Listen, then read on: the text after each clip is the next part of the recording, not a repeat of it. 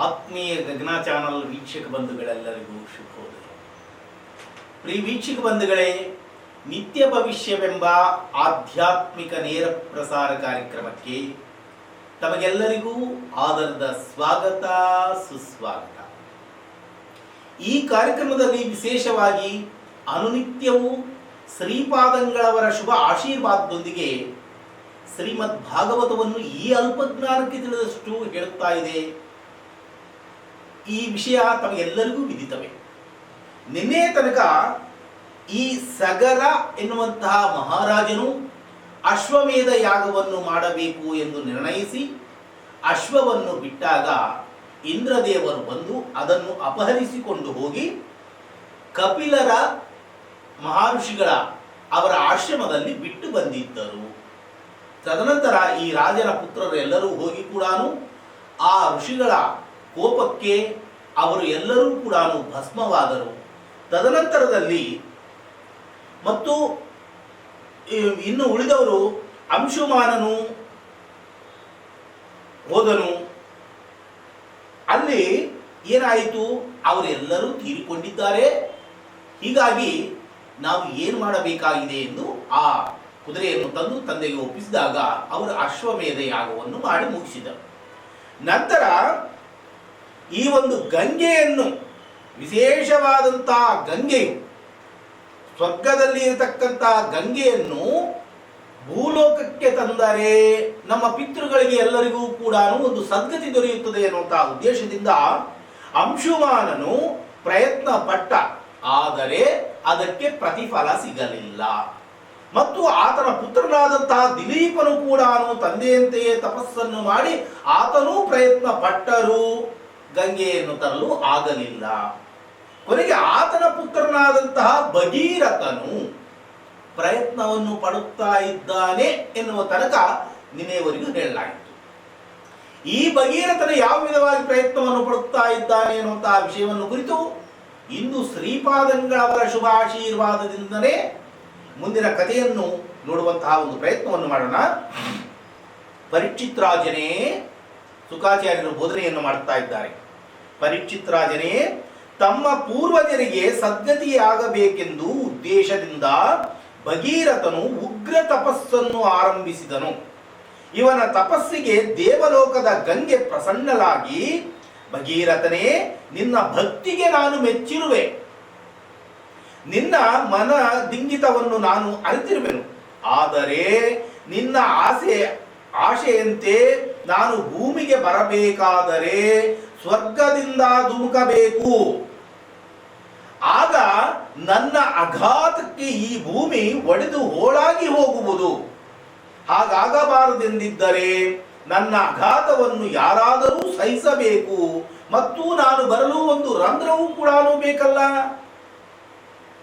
ಹೀಗಾಗಿ ನೀನು ಪ್ರಪ್ರಥಮವಾಗಿ ಮಹಾವಿಷ್ಣುವನ್ನು ಕುರಿತು ನೀನು ತಪಸ್ಸನ್ನು ಆಚರಿಸು.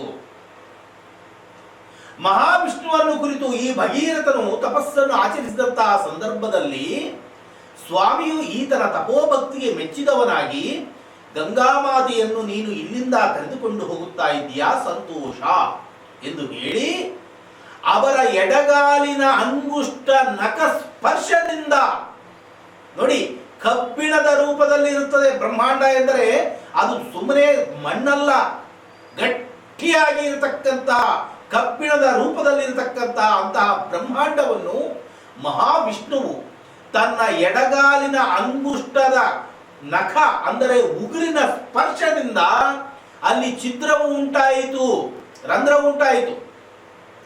ಆ ರಂಧ್ರ ಉಂಟಾದಂತಹ ಸಂದರ್ಭದಲ್ಲಿ ರಬ್ಬಸದಿಂದ ನೀರು ಕೆಳಗೆ ಬರುತ್ತದೆ. ಆಗ ಏನ್ ಮಾಡಬೇಕಾಗಿದೆ? ಈ ತಾಯಿ ಹೇಳಿದಳು, ಇಲ್ಲಪ್ಪ, ನೀನು ಬೇರೆ ಒಂದು ಮಾರ್ಗವನ್ನು ಹುಡುಕು, ಇಲ್ಲದೇ ಇದ್ದರೆ ಭೂಮಿ ಎಲ್ಲ ಕೊಚ್ಚಿ ಹೋಗುತ್ತದೆ. ನನ್ನ ರಬ್ಬಸಕ್ಕೆ ಭೂಮಿಯೇ ಇಲ್ಲ ಅಂದರೆ ನೀನೇನು ಮಾಡುತ್ತೀಯಾ ಎನ್ನುವಂತಹ ಪ್ರಶ್ನೆಯನ್ನು ಆ ಗಂಗಾಮಾತೆ ಕೇಳಿದಂತಹ ಸಂದರ್ಭದಲ್ಲಿ ಈತನು, ಮತ್ತು ನಾನು ಭೂಮಿಯನ್ನು ಸೀಳಿದರೆ ಕ್ರಮೇಣ ಪಾತಾಳಕ್ಕೆ ಹೋಗುವೆನು. ಅಲ್ಲಿಯ ಪಾಪಿ ಜನರು ಕೂಡ ನನ್ನ ಸಂಪರ್ಕದಿಂದ ಪುನೀತರಾಗುವರು. ನೋಡಿ, ನಾನು ಪಾತಾಳ ಲೋಕಕ್ಕೆ ಏನಾದರೂ ಹೋದರೆ ಅಲ್ಲಿ ಪಾಪಿಗಳ ಸಂಖ್ಯೆನೇ ಹೆಚ್ಚಾಗಿ ಇದೆ. ಅಂತಹ ಪಾಪಿಗಳ ಪಾಪವನ್ನು ನಾನು ಎಲ್ಲಿಂದ ಬಗೆಹರಿಸಲಪ್ಪ? ಹೀಗಾಗಿ ಅವರು ಅಗಾಧವಾದಂತಹ ಪಾಪವು ನನ್ನಲ್ಲಿ ಸೇಕರಿಸಲ್ಪಟ್ಟರೆ ನಾನು ಅದರಿಂದ ಹೇಗೆ ಮುಕ್ತಳಾಗಲಿ ಎಂದು ಗಂಗೆಯು ಮಾತನಾಡಿದಳು. ಆಗ ಭಗೀರಥನು, ತಾಯಿ, ನಿನ್ನ ಅಘಾತವನ್ನು ಧರಿಸುವ ವಿಷಯದಲ್ಲಿ ನಾನು ಮಹಾದೇವರನ್ನು ಪ್ರಾರ್ಥಿಸುವೆನು. ಮಹಾದೇವರು ಅಂದರೆ ಯಾರಿಲ್ಲಿ? ರುದ್ರದೇವರು. ರುದ್ರದೇವರನ್ನು ಪ್ರಾರ್ಥನೆಯನ್ನು ಮಾಡುತ್ತೇನೆ. ಆ ಪ್ರಕಾರ ಭಗೀರಥನು ಕೈಲಾಸಪತಿಯಾದಂತಹ ಮಹಾದೇವರನ್ನು ಕುರಿತು ತಪಸ್ಸು ಮಾಡಿದನು. ಮಹಾದೇವರು ಪ್ರತ್ಯಕ್ಷರಾದಾಗ ಭಗೀರಥನು ತನ್ನ ಅಪೇಕ್ಷೆಯನ್ನು ಹೇಳಿದನು. ಆಗ ಮಹಾದೇವರು, ಸರಿ, ನಾನು ಆಕೆಯನ್ನು ಧರಿಸುತ್ತೇನೆ, ನಿಗ್ರಹಿಸುತ್ತೇನೆ ಎಂದು ಹೇಳುತ್ತಾರೆ ರುದ್ರದೇವರು. ಈ ರೀತಿ ವ್ಯವಸ್ಥೆಯಾದ ಮೇಲೆ ಭಗೀರಥನು ಗಂಗೆಯನ್ನು ಆಹ್ವಾನಿಸಿದನು. ಆಕಾಶಗಾಮಿ ಗಂಗೆಯು ಧರೆಗೆ ಧುಮುಕಿದಳು. ಶಂಕರನು ಅವಳ ಜಟೆಯಲ್ಲಿ ಧರಿಸಿದನು. ಆಗ ಅವನಿಗೆ ಗಂಗಾಧರ ಎನ್ನುವಂತಹ ನಾಮವು ಪ್ರಾಪ್ತವಾಯಿತು.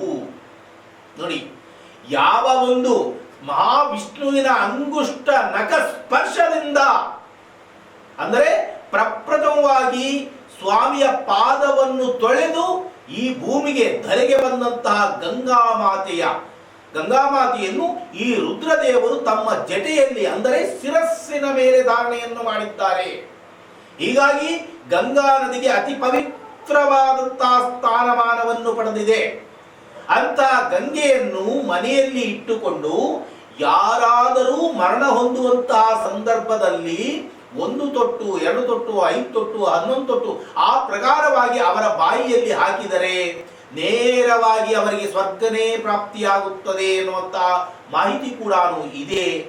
ಇಂತಹ ಪವಿತ್ರವಾದಂತಹ ಜಲವನ್ನು ಇನ್ನು ಮುಂದಾದರೂ ಎಲ್ಲರ ಮನೆಗಳಲ್ಲಿ ಇಟ್ಟುಕೊಳ್ಳುವಂತಹ ಪ್ರಯತ್ನವನ್ನು ಮಾಡಿರಿ ಎಂದು ತಮ್ಮಲ್ಲಿ ನಾನು ಸವಿನಯದಿಂದ ಪ್ರಾರ್ಥನೆಯನ್ನು ಸಲ್ಲಿಸುತ್ತೇನೆ. ಕಾರಣ, ಈ ಮಾನವ ಜನ್ಮ ಅಶಾಶ್ವಿತ. ಯಾವಾಗ ಪ್ರಾಣಪಕ್ಷಿ ಹಾರಿ ಹೋಗುತ್ತದೋ ಯಾರಿಗೂ ಗೊತ್ತಿಲ್ಲ. ಆದರೆ ಆ ಪ್ರಾಣಪಕ್ಷಿ ಹಾರಿ ಹೋಗುವಂತಹ ಸಂದರ್ಭದಲ್ಲಿ ಮುಂಗಡವಾಗಿ ಆ ಜಲವನ್ನು ಅವರಿಗೆ ಪಾನವನ್ನು ಮಾಡಿಸಿದರೆ ಅವರು ನೇರವಾಗಿ ಸ್ವರ್ಗಕ್ಕೆ ತೆರಳುತ್ತಾರೆ. ಹೀಗಾಗಿ ನಾವೆಲ್ಲರೂ ಕೂಡ ಅಂತಹ ಗಂಗಾಮಾತೆಯನ್ನು ಮನೆಯಲ್ಲಿ ಇಟ್ಟುಕೊಂಡರೆ ಯಾವುದೇ ತರಹವಾದಂತಹ ರೋಗಗಳಾಗಲಿ, ಮತ್ತೊಂದಾಗಲಿ, ಮಗದೊಂದಾಗಲಿ ಬಾರದೆ ಆ ತಾಯಿಯು ಸಂರಕ್ಷಣೆ ಮಾಡುತ್ತಾಳೆ ಎನ್ನುವಂತಹ ಮಾತಿನಲ್ಲಿ ಸಂದೇಹನೇ ಬೇಡ. ಆಗ ಶುಕಾಚಾರ್ಯರು ಮುಂದೆ ಹೇಳತೊಡಗಿದರು, ಪರೀಕ್ಷಿತನೇ, ಭಗೀರಥನ ಪ್ರಯತ್ನದ ಫಲವಾಗಿ ಗಂಗಾವತರಣವಾಯಿತು. ಮಹಾದೇವರು ಕ್ಷೀರಸಾಗರ ಮಥನದ ಕಾಲಕ್ಕೆ ಬಂದ ಕಾಲಕೂಟ ವಿಷವನ್ನು ಗುಂಜಿಸಿ ಭೂಮಿಯನ್ನು ರಕ್ಷಿಸಿದರು. ಈಗ ಗಂಗೆಯ ಘಾತವನ್ನು ತಾವೇ ಸಹಿಸಿ ಲೋಕ ಕಲ್ಯಾಣದ ದಿವ್ಯ ಕರ್ಮವನ್ನು ಮತ್ತೊಮ್ಮೆ ಮಾಡಿದರು. ಮಹಾದೇವರು ಗಂಗೆಯನ್ನು ಹೊರಬಿಡದೆ ಕೆಲ ಕಾಲ ಪರ್ಯಂತ ಜಟೆಯನ್ನೇ ಧರಿಸಿದರು. ಆಮೇಲೆ ಅವಳು ನಿಧಾನವಾಗಿ ಕೆಳಗೆ ಇಳಿದು ಭೂಮಿಯನ್ನು ಸ್ಪರ್ಶ ಮಾಡಿದಾಗ ಭೂಮಿಯು ಹರ್ಷ ಪುಳಕಿತಳಾದಳು. ಭೂತಾಯಿಯೇ ಹರ್ಷ ಪುಳಕಿತಳಾದಳು. ಕಾರಣ, ಇಂತಹ ಪವಿತ್ರವಾದಂತಹ ಸಾಕ್ಷಾತ್ ಮಹಾವಿಷ್ಣುವಿನ ಪಾದೋದಕ ನನ್ನ ಮೇಲೆ ಬರುತ್ತಾ ಇದೆ ಎಂದರೆ ಆ ಭೂತಾಯಿಯು ಆನಂದ ಪರವಶಳಾದಳು. ಯಾವ ದಿವ್ಯ ಗಂಗೆಯು ಸ್ವರ್ಗದಲ್ಲಿ ಇರತಕ್ಕವಳು ಅಂತಹ ಪಾಪ ನಾಶಿನಿಯಾದ ತಾಯಿಯನ್ನು ಇಂದು ತಾನು ತನ್ನ ಹೃದಯದ ಮೇಲೆ ಧರಿಸಿ ಪಾವನ್ನಾಗುವ ಕ್ಷಣ ಬಂದದ್ದಾಗಿ ಭೂದೇವಿಗೆ ಬಹು ಸಂತೋಷವಾಯಿತು. ನವ ಯೌವನದಿಂದ ಶೋಭಿತಳಾದಂತಹ ಸುಕುಮಾರಿಯಂತೆ ಹುಡುಗಾಟದಲ್ಲಿ ಮಗ್ನಳಾದ ಗಂಗೆ ಭೂಮಿಯ ಮೇಲೆ ಓಡಾಡತೊಡಗಿದಳು. ಮಾರ್ಗ ಮಧ್ಯದ ಹಿರಿದಾದ ಶಿಲೆಗಳನ್ನು ಕೆಲವೊಮ್ಮೆ ಸೀಳಿ, ಕೆಲವೊಮ್ಮೆ ಸುತ್ತುವರೆದು, ಒಮ್ಮೊಮ್ಮೆ ಅವನ್ನೆಲ್ಲ ತನ್ನ ಉದರದಲ್ಲಿ ಉಕ್ತ ಮಾಡುತ್ತಾ ಸಾಗುತ್ತಾ ಜಿಗಿದಾಡಿದಳು. ಭಗೀರಥ ರಾಜನು ಕೂಡಲೇ ಶೀಘ್ರಗಾಮಿ ಕುದುರೆಗಳನ್ನು ಜೋಡಿಸಿದ ರಥವನ್ನು ತಂದು ಅದನ್ನೇರಿ ಕುಳಿತು, ತಾಯಿ, ನನ್ನು ಅನುಸರಿಸಿ ಬಾ ಎಂದು ಪ್ರಾರ್ಥಿಸಿದನು. ಗಂಗೆ ಅವನನ್ನು ಅನುಸರಿಸಿ ಸಾಗಿದಳು. ಭಗೀರಥನ ರಥದ ಹಿಂದೆ ನೇರವಾಗಿ ಹೋಗದೆ ಒಮ್ಮೊಮ್ಮೆ ಎತ್ತರದ ನೆಲದಿಂದ ಕೆಳಗೆ ಧುಮುಕಿ ಅವನಿಗಿಂತಲೂ ಮುಂದೆ ಹೋಗುತ್ತಿದ್ದಳು. ಇಕ್ಕಟ್ಟಾದ ಸ್ಥಳಗಳಲ್ಲಿ ಹರಿಯುವಾಗ ತನ್ನ ಓಟದ ವೇಗವನ್ನು ಇಮ್ಮಡಿಸಿಕೊಳ್ಳುತ್ತಾ ಶೀಘ್ರವೇ ರಥವನ್ನು ತಲುಪುತ್ತಿದ್ದಳು.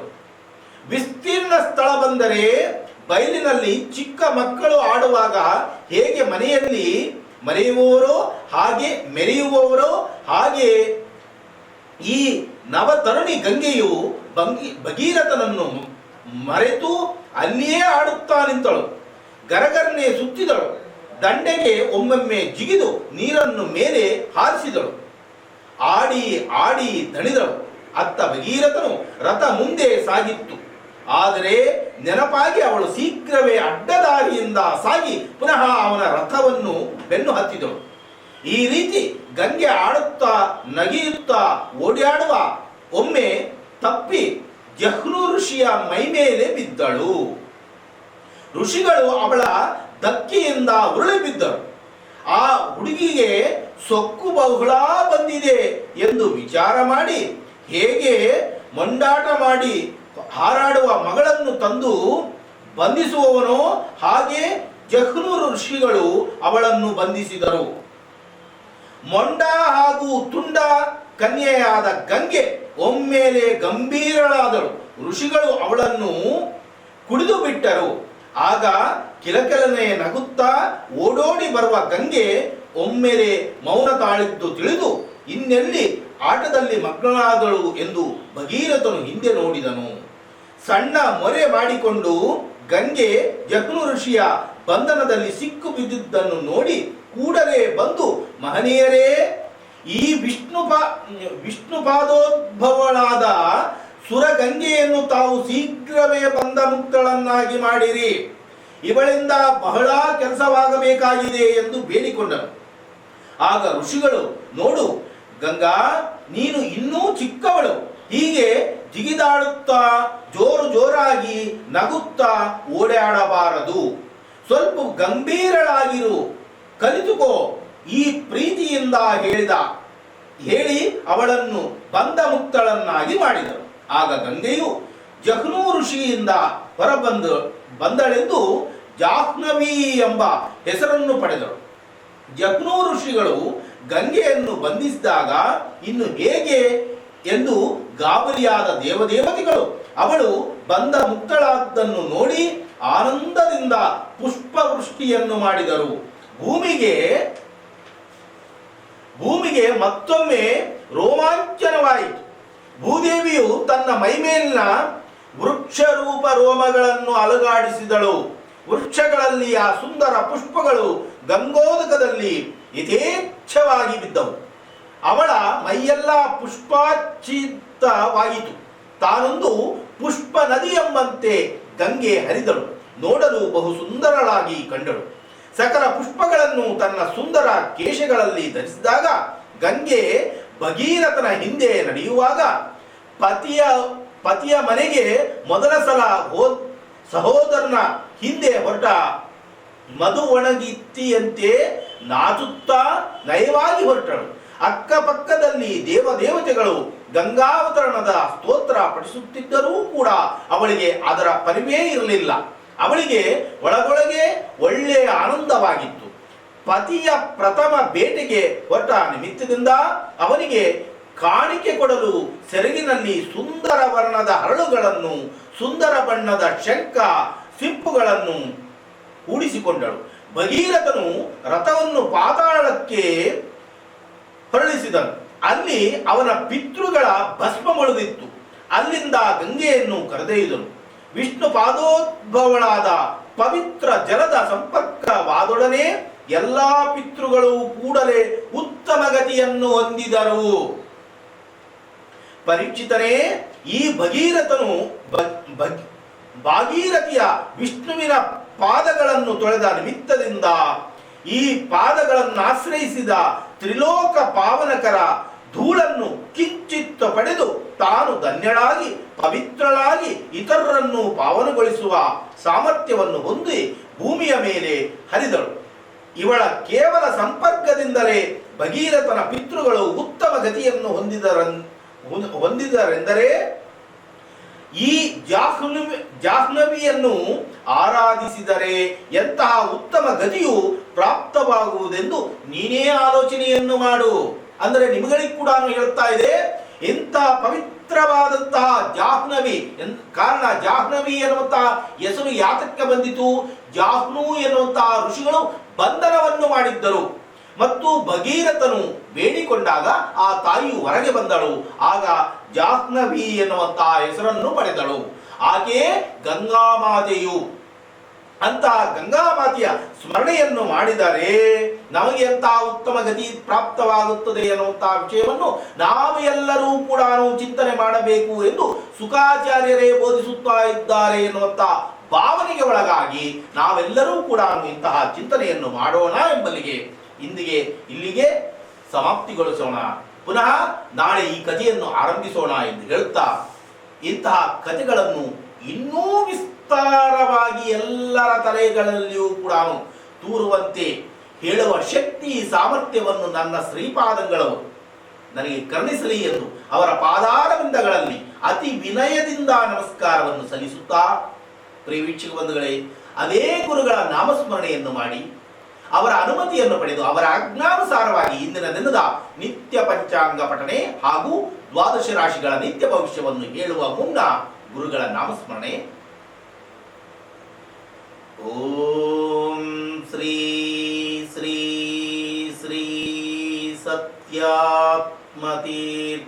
ಶ್ರೀ ಗುರುಭ್ಯೋ ನಮೋ ನಮಃ. ವಾಕ್ಸಿದ್ಧಿಂ ದೇಹಿ ಮೇಂ, ವಾಕ್ಸಿದ್ಧಿಂ ದೇಹಿ ಮೇಂ, ವಾಕ್ಸಿದ್ಧಿಂ ದೇಹಿ ಮೇಂ. ಪ್ರಿಯ ವೀಕ್ಷಕ ಬಂಧುಗಳೇ, ಇಂದಿನ ಪಂಚಾಂಗ ಈ ಪ್ರಕಾರವಾಗಿ ಇದೆ.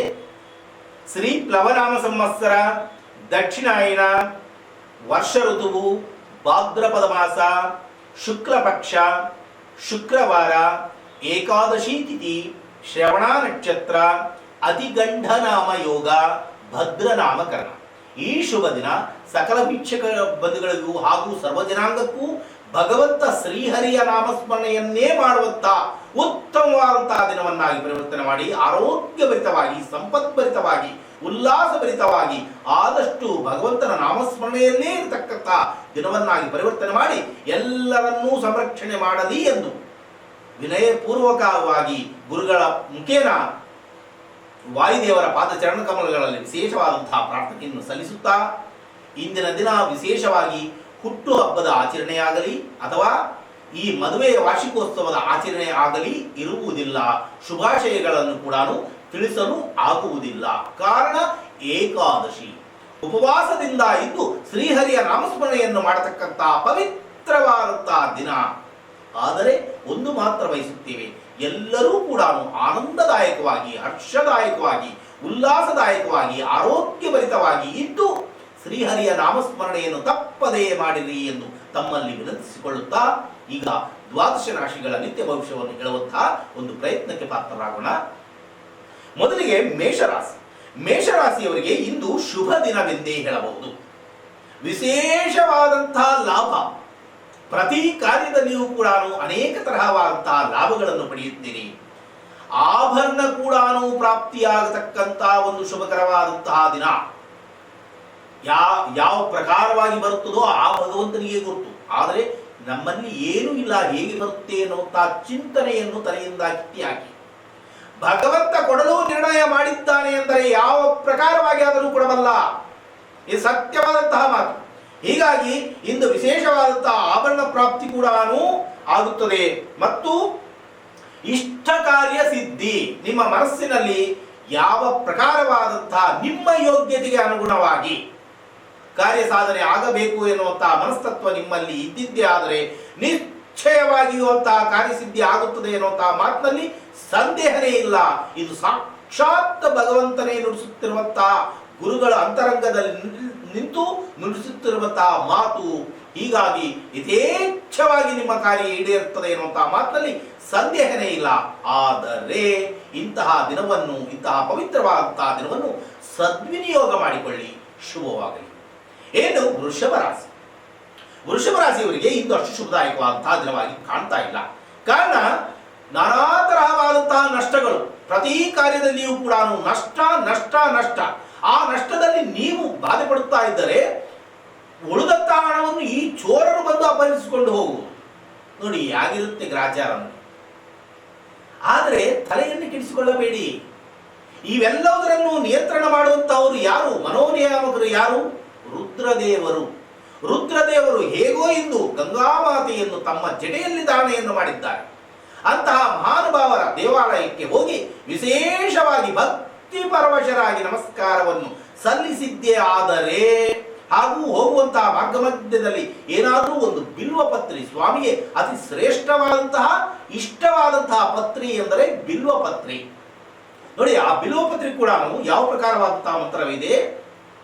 ತ್ರಿದಳಂ ತ್ರಿಗುಣಾಕಾರಂ ತ್ರಿನೇತ್ರಂಚ ತ್ರಿಯಾಯುಧಂ ತ್ರಿಜನ್ಮ ಪಾಪ ಸಂಹಾರಾಂ ಏಕಬಿಲ್ವಂ ಶಿವಾರ್ಪಣಂ. ಒಂದು ಬಿಲ್ವಪತ್ರೆಯನ್ನು ಅರ್ಪಣೆ ಮಾಡಿದರೆ ತ್ರಿಜನ್ಮದ ಪಾಪಗಳನ್ನು ಕೂಡ ಹರಣ ಮಾಡತಕ್ಕಂತಹ ಮಹಾಸ್ವಾಮಿ. ಹೀಗಾಗಿ ಮಹಾರುದ್ರದೇವರು ಎನ್ನುವಂತಹ ಹೆಸರನ್ನು ಪಡೆದಿದ್ದಾರೆ. ಅಂತಹ ರುದ್ರದೇವರಿಗೆ ಹೋಗಿ ವಿಶೇಷವಾದಂತಹ ನಮನಗಳನ್ನು ಸಲ್ಲಿಸಿದ್ದೇ ಆದರೆ ಉತ್ತಮವಾದಂತಹ ದಿನವನ್ನಾಗಿ ಸ್ವಾಮಿಯೇ ಪರಿವರ್ತನೆ ಮಾಡುತ್ತಾರೆ ಎನ್ನುವಂತಹ ಮಾತಲ್ಲಿ ಸಂದೇಹನೇ ಬೇಡ. ಇದು ಕೇವಲ ವೃಷಭ ರಾಶಿಯವರಿಗೆ ವರ್ತನೆ ಆಗತಕ್ಕಂತಹ ಮಾತಲ್ಲ, ಎಲ್ಲಾ ದ್ವಾದಶ ರಾಶಿಯವರಿಗೂ ಇದೇ ಮಾತೆಯೇ ವರ್ತನೆ ಆಗುತ್ತದೆ. ಏನು? ಮಿಥುನ ರಾಶಿ. ಮಿಥುನ ರಾಶಿಯವರಿಗೆ ಇಂದು ಅಷ್ಟು ಶುಭದಾಯಕವಾದಂತಹ ದಿನವಾಗಿ ಕಾಣ್ತಾ ಇಲ್ಲ. ಕಾರಣ ಏನು ಅಂದರೆ ಅನಾರೋಗ್ಯ ಪೀಡಿತರಾಗತಕ್ಕಂತಹ ಒಂದು ಅಶುಭಕರವಾದಂತಹ ದಿನ ಮತ್ತು ಮಾತೃ ಸಂಬಂಧಿಕರಿಂದ ಅಂದರೆ ನಿಮ್ಮ ತಾಯಿಯ ಸಂಬಂಧಿಕರಿಂದ ನಾನಾ ತರಹವಾದಂತಹ ದುಃಖದ ಪ್ರಸಂಗಗಳು ಎದುರಾಗುತ್ತವೆ.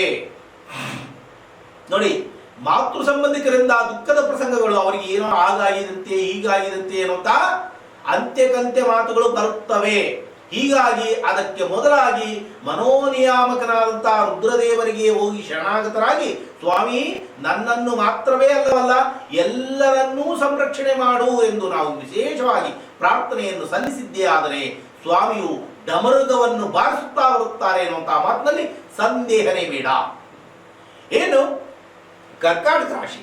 ಕರ್ಕಾಟಕ ರಾಶಿಯವರಿಗೆ ಇಂದು ಶುಭ ದಿನ, ಸುದಿನ, ಪರ್ವದಿನ ಎಂದು ಹೇಳಿದರೆ ಕೂಡ ತಪ್ಪಾಗಲಾರ. ಕಾರಣ ಏನು ಎಂದರೆ ಭೋಗಭಾಗ್ಯಗಳೇ ಹರಿದು ಬರತಕ್ಕಂತಹ ಒಂದು ಅತ್ಯುನ್ನತವಾದಂತಹ ದಿನ. ಬಂದಿದ್ದೆಲ್ಲ ನನಗೇ ಇರಲಿ ಎನ್ನುವಂತಹ ಭಾವನೆ ಬೇಡ. ಆದಷ್ಟು ದಾನ ಧರ್ಮಾದಿಗಳನ್ನು ಈ ಮಾನವ ಜನ್ಮದಲ್ಲಿ ಮಾಡದೇ ಇದ್ದರೆ ಮತ್ಯಾವ ಜನ್ಮದಲ್ಲಿ ಪಶು ಪಕ್ಷಿಗಳು ದಾನ ಧರ್ಮಾದಿಗಳನ್ನು ಮಾಡಲು ಸಾಧ್ಯವೇ? ಸಾಧ್ಯವಿಲ್ಲ. ಮಾನವ ಜನ್ಮ ಲಭ್ಯ. ಅದರಲ್ಲಿಯೂ ಭಗವಂತ ಕೊಟ್ಟಂತಹ ಸಂದರ್ಭದಲ್ಲಿ ನಾವು ಯಾರಿಗಾದರೂ ಬಡಬಗ್ಗರಲ್ಲೇ ಭಗವಂತನನ್ನು ಕಂಡು ಇದು ಭಗವಂತನಿಗೆ ಅರ್ಪಣೆಯನ್ನು ಮಾಡುತ್ತಾ ಇದ್ದೇನೆ ಎನ್ನುವಂತ ಮನೋಭಾವನೆಯಿಂದ ನಾವು ದಾನ ಧರ್ಮಾದಿಗಳನ್ನು ಮಾಡಿದ್ದೇ ಆದರೆ ಮತ್ತಷ್ಟು ಭಗವಂತ ಕೊಡಲು ಸಿದ್ಧನಾಗಿರುತ್ತಾನೆ ಎನ್ನುವಂತಹ ಮಾತಿನಲ್ಲಿ ಸಂದೇಹನೇ ಬೇಡ. ಏನು? ಸಿಂಹರಾಶಿ. ಸಿಂಹರಾಶಿಯವರಿಗೆ ಇಂದು ಶುಭ ದಿನವೆಂದೇ ಹೇಳಬಹುದು. ಎಂತಹ ಪ್ರಕಾರವಾದಂತಹ ಶುಭ ದಿನ? ಪ್ರತ್ಯಕ್ಷವಾಗಿ ಪರೋಕ್ಷವಾಗಿ ತಾವು ಕೇಳತಕ್ಕಂತಹ ಪ್ರತಿ ವಾರ್ತೆಗಳು ಶುಭ ವಾರ್ತೆಗಳೇ ಮತ್ತು ಪ್ರತಿ ವಿಷಯದಲ್ಲಿಯೂ ಕೂಡ ಲಾಭವನ್ನೇ ಗಳಿಸುತ್ತೀರಿ. ಅಂತಹ ಪವಿತ್ರವಾದಂತಹ ದಿನ. ಇಂತಹ ದಿನವನ್ನು ಆದಷ್ಟು ಶ್ರೀಹರಿಯ ನಾಮಸ್ಮರಣೆಯೊಂದಿಗೆ ಉತ್ತಮವಾದಂತಹ ದಿನವನ್ನಾಗಿ ನಿಮ್ಮ ಕೈಯಾರ ನೀವೇ ಪರಿವರ್ತನೆ ಮಾಡಿಕೊಳ್ಳುವುದಲ್ಲದೆ ವಿಶೇಷವಾದಂತಹ ಕಾಳಜಿ ಭಗವಂತನ ಮೇಲೆ ಇರಲಿ. ನಿಮ್ಮ ಜೀವಿತ ಪರ್ಯಂತರವು ಇಂತಹ ಶುಭ ದಿನಗಳನ್ನೇ ಸ್ವಾಮಿಯು ಪರಿವರ್ತನೆ ಮಾಡುತ್ತಾರೆ ಎನ್ನುವಂತಹ ಮಾತಲ್ಲಿ ಕೂಡ ಸಂದೇಹನೇ ಬೇಡ. ಏನು? ಕನ್ಯಾ ರಾಶಿ. ಕನ್ಯಾ ರಾಶಿಯವರಿಗೆ ಇಂದು ಅಷ್ಟು ಶುಭದಾಯಕವಾದಂತಹ ದಿನವಾಗಿ ಕಾಣ್ತಾ ಇಲ್ಲ. ಕಾರಣ ಏನು ಎಂದರೆ ನಾನಾ ತರಹವಾದಂತಹ ನಷ್ಟಗಳು ಮತ್ತು ಇಲ್ಲ ಸಲ್ಲದಂತಹ ಕಲಹಗಳು. ನೀವು ಸುಮ್ಮನೆ ಇದ್ದರೆ ಕೂಡ ಕಾಲು ಕೆದರಿ ಜಗಳ ಮಾಡುವಂತಹ ವ್ಯಕ್ತಿಗಳು ಪ್ರತ್ಯಕ್ಷವಾಗುತ್ತಾರೆ. ಅವರ ಸಂಗಡ ನೀವು ಯುದ್ಧವನ್ನು ಮಾಡ್ತೀರಾ? ಹೇಳಿ, ಯುದ್ಧವನ್ನು ಮಾಡ್ತೀರಾ? ಬೇಡ ಸ್ವಾಮಿ, ನಮಗೆ ಯಾತಕ್ಕೆ ಕಂಡ್ರಿ ನಮಗೆ ಕಲಹ? ಮತ್ತೊಬ್ಬರ ಸಂಗಡ ಕಲಹ ಬೇಡ. ಆದಷ್ಟು ಮಿತ್ರತ್ವದಿಂದನೇ ಇರೋಣ. ಅದನ್ನು ಬಿಟ್ಟು ಅವರು ಜಗಳ ಮಾಡುತ್ತಾರೆ, ಒದರಿಕೊಳ್ಳಿ. ಎಷ್ಟೊತ್ತು ಒದರುತ್ತಾರೆ, ಒದರಲಿ. ನೀವೇನ್ರಿ ಹೇಳ್ತೀರಿ ಅಲ್ಲಿ ಕೂತ್ಕೊಂಡು? ಅನುಭವಿಸೋರಿಗೆ ನಮಗ್ ಗೊತ್ತು. ಹಾಗಾದ್ರೆ ಒಂದು ಕೆಲಸ ಮಾಡಿ ಸ್ವಾಮಿ, ಅದಕ್ಕೆ ಯಾಕೆ ತಲೆಯನ್ನು ಕೆಡಿಸಿಕೊಳ್ಳುತ್ತೀರಾ? ತಕ್ಷಣವೇ ಎದ್ದು ಸ್ನಾನ ಸಂಧ್ಯಾನುಷ್ಠಾನಗಳನ್ನು ಮುಗಿಸಿಕೊಂಡು ರುದ್ರದೇವರಿಗೆ ಹೋಗಿ ಶರಣಾಗತರಾದರೆ ತ್ರಿಶೂಲ ಧಾರಣೆಯಾಗಿ ಬರುತ್ತಾರೆ ಸ್ವಾಮಿಯು. ಯಾರು ನಿಮ್ಮ ಸಂಗಡ ಯುದ್ಧವನ್ನು ಮಾಡಲು ಬರ್ತಾರೋ, ಜಗಳವನ್ನು ಮಾಡಲು ಬರ್ತಾರೋ ಅವರ ತ್ರಿಶೂಲವೇ ಕಾಣುತ್ತದೆ. ಗಾಬರಿ ಪಟ್ಟು ಓಡಿ ಹೋಗುತ್ತಾರೆ. ಮತ್ತೇನಿದೆ? ತುಲಾರಾಶಿ. ತುಲಾರಾಶಿಯವರಿಗೆ ಇಂದು ಅಷ್ಟು ಶುಭದಾಯಕವಾದಂತಹ ದಿನವಾಗಿ ಕಾಣ್ತಾ ಇಲ್ಲ. ಕಾರಣ ಏನೆಂದರೆ ವ್ಯಾಧಿಯ ಭಯ. ನೋಡಿ, ವ್ಯಾಧಿ ಬಂದರೆ ಅದು ಯಾವ ಪ್ರಕಾರವಾಗಿರ್ತದೋ ಅದಂತೂ ಕೂಡ ಸ್ವಲ್ಪ ರುಚಿಯನ್ನು ನೋಡಬಹುದು. ಆದರೆ ನನಗೆ ವ್ಯಾಧಿ, ಈ ಹೊಟ್ಟೆ ತುಂಬ ಊಟ ಮಾಡಿದರೆ ಅಜೀರ್ಣವಾಗುತ್ತದೆ, ಅಥವಾ ಉಪವಾಸದಿಂದ ಇದ್ದರೆ ಅಸಿಡಿಟಿ ಬರ್ತದೆ, ಮಂಗಳಾರತಿಯನ್ನು ತಗೊಂಡ್ರೆ ಉಷ್ಣವಾಗುತ್ತದೆ, ತೀರ್ಥವನ್ನು ತಗೊಂಡ್ರೆ ಶೀತವಾಗುತ್ತದೆ, ಇದನ್ನೇ ವ್ಯಾಧಿ ಭಯ ಎಂದು ಹೇಳುವುದು. ಆ ಪ್ರಕಾರವಾಗಿ ಅಲ್ಲ ಸ್ವಾಮಿ, ಹೇಗೋ ಇದ್ದು ಏಕಾದಶಿ ಉಪವಾಸದಿಂದ ಇದ್ದೀರಿ, ಉತ್ತಮವಾದ ತಾವು ಏನ್ ಮಾಡಬೇಕಾಗಿದೆ? ಶ್ರೀಹರಿಯ ನಾಮಸ್ಮರಣೆಯನ್ನೇ ಮಾಡುತ್ತಾ ವಿಶೇಷವಾಗಿ ರುದ್ರದೇವರ ದೇವಸ್ಥಾನಕ್ಕೆ ಹೋಗಿ ನಮನಗಳನ್ನು ಸಲ್ಲಿಸಿ ಬಂದಿದ್ದೇ ಆದರೆ ಈ ವ್ಯಾಧಿ ಭಯದಿಂದ ಬರಲು ಸಾಧ್ಯನೇ ಇಲ್ಲ. ಹೀಗಾಗಿ ನಿಮ್ಮ ಕೈಯಾರ ನೀವೇ ಉತ್ತಮವಾದಂತಹ ದಿನವನ್ನಾಗಿ ಪರಿವರ್ತನೆಯನ್ನಾಗಿ ಮಾಡಿಕೊಳ್ಳಬಹುದು. ಏನು? ವೃಶ್ಚಿಕ ರಾಶಿ. ವೃಶ್ಚಿಕ ರಾಶಿಯವರಿಗೆ ಇಂದು ಶುಭ ದಿನವೆಂದೇ ಹೇಳಬಹುದು. ಎಂತಹ ಪ್ರಕಾರವಾದಂತಹ ಶುಭ ದಿನ? ತಾಯಿಯಿಂದ ವಿಶೇಷವಾದಂತಹ ಸೌಖ್ಯ, ಸಂತೋಷ. ನೋಡಿ, ಮಾತೃ ಸೌಖ್ಯ ಎಂದು ಹೇಳುತ್ತಾರೆ. ಮಾತೃ ಸೌಖ್ಯ ಎಂದರೆ ಅದು ಅನುಕಾಲವೂ ಇದ್ದೇ ಇರುತ್ತದೆ. ತಾಯಿಯ ಸೌಖ್ಯ, ತಾಯಿಯ ಆಶೀರ್ವಾದ ಸದಾಕಾಲ ಇದ್ದೇ ಇರುತ್ತದೆ. ಆದರೆ ಇಂದು ನೀವು ವಿಶೇಷವಾದಂತಹ ಕಾರ್ಯಕ್ರಮಗಳನ್ನು ಮಾಡಿರುತ್ತೀರಿ. ಹೀಗಾಗಿ ಆ ತಾಯಿಯ ಮತ್ತಷ್ಟು ಪ್ರೀತಿ ಉಕ್ಕೇರಿ ಬರುತ್ತದೆ. ನನ್ನ ಮಗನು ಇಂತಹ ಘನ ಕಾರ್ಯವನ್ನು ಸಾಧಿಸಿದ್ದಾನೆ ಅಂದರೆ ಉತ್ತಮ ಕಾರ್ಯವಾಗಿರಬೇಕು. ಉತ್ತಮ ಕಾರ್ಯವನ್ನು ಮಾಡಿದರೆ ತಾಯಿ ಮತ್ತಷ್ಟು ಸಂತೋಷ ಪಡುತ್ತಾಳೆ. ಅಂತಹ ಪ್ರೀತಿಯ ಅಕ್ಕರೆಯನ್ನು ಹೆಚ್ಚಾಗಿ ತೋರಿಸ್ತಕ್ಕಂತಹ ಒಂದು ಪವಿತ್ರವಾದಂತಹ ದಿನ ಇದು ವೃಶ್ಚಿಕ ರಾಶಿಯವರ ಪಾಲಿಗೆ ಶುಭವಾಗಲಿ. ಏನು? ಧನುರಾಶಿ. ಧನುರಾಶಿಯವರಿಗೆ ಇಂದು ಅಷ್ಟು ಶುಭದಾಯಕವಾದಂತಹ ದಿನವಾಗಿ ಕಾಣ್ತಾ ಇಲ್ಲ. ನಾನಾ ಜನರು ಕೂಡ ನಿಮ್ಮ ಮಾತಿಗೆ ವಿರೋಧವನ್ನು ವ್ಯಕ್ತಪಡಿಸುತ್ತಾರೆ ಮತ್ತು ಇಲ್ಲಸಲ್ಲದಂತಹ ನಷ್ಟಕ್ಕೆ ಗುರಿಯಾಗುತ್ತೀರಿ. ಇಲ್ಲಸಲ್ಲದಂತಹ ಚಿಂತೆಗಳನ್ನು ಮಾಡುತ್ತಾ ತಲೆಯನ್ನು ಕೆಡಿಸಿಕೊಳ್ಳುತ್ತೀರಿ. ಚಿಂತೆ ಯಾತಕ್ಕೆ ಕಣ್ರಿ? ಚಿಂತೆ ಎಂದಿಗೂ ಬೇಡ. ಕಾರಣ ನಾವು ಗುರುಗಳ ಗುಲಾಮರು, ಭಗವಂತನ ದಾಸರು.